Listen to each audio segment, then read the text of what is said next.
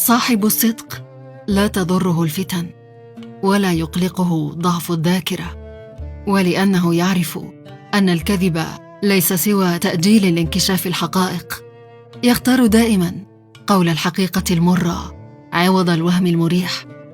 أن يجرحك بصدقه ويستحيل أن يسعدك بكذبه. أن لا يغري طفلا بتمرة غير موجودة. الصدق فطرة، طمأنينة، توكل، اعتراف بالذنب، واحترام للنفس. الصدق معناه أن تقول الحق في الوقت الذي لا ينجيك إلا الكذب، ولا تصدقهم إذا ما أعطوا للكذبة لونا حسب شدتها، فالكذبة كذبة والحق حق. بل إن الصدق كخيط المسبحة، إن انقطع تناثرت كل فضائل المرء.